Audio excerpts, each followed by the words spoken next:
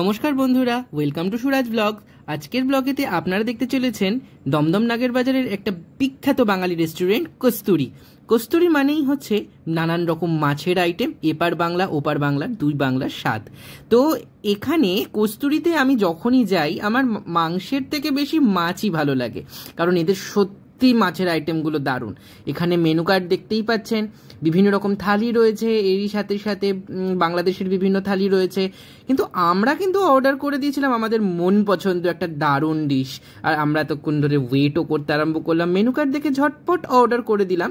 তারই সাথে সাথে এখন আপনারা দেখতে পাচ্ছেন যে কি সুন্দর এখানকার বাংলাদেশের থিম।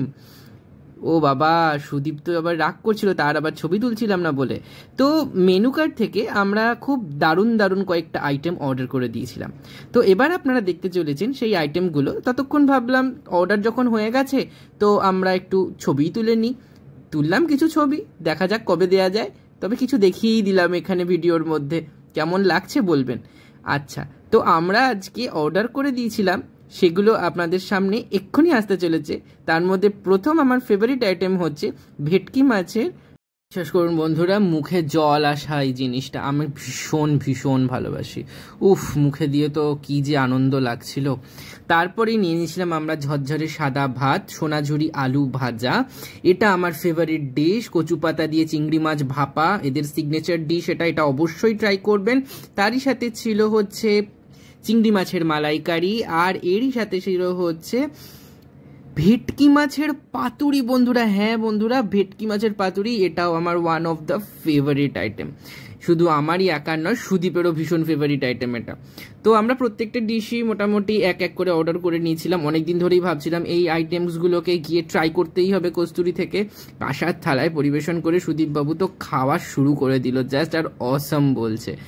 জানি এটা ভীষণই ভালো খেতে, আর কোনো কিছু বলা বাকি রাখে না। আমি এখন কচু পাতা দিয়ে চিংড়ি ট্রাই করছি, অ্যান্ড দেখতেই পাচ্ছেন আমার রিয়াকশানটাই বলে দিচ্ছে কি বলবো। এটা অবশ্যই ট্রাই করবেন। তারপরে মেখে নিলাম হচ্ছে চিংড়ি মাছের মালাইকারি দিয়ে ভাত, আর তারপরে ছিল হচ্ছে নরম নরম দুর্দান্ত খেতে রসমালাই। আর তারপর এখানকার অ্যাম্বিয়েন্স দেখে বিল পে করে আমরা তো চললাম ডায়মন্ড প্লাজাতে, কারণ আজকে আমাদের একটা দারুণ সিনেমা দেখার প্ল্যানিং ছিল।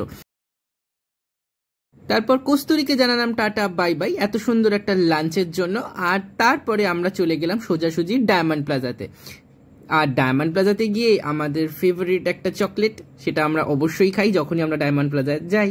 এই চকলেট কর্নারটা দেখে রাখুন, অসম খেতে এদের চকলেটস। আর আমি একটা ভদকা ফিল খেয়েছিলাম, যদিও এগুলো নন অ্যালকোহলিক চকলেটস।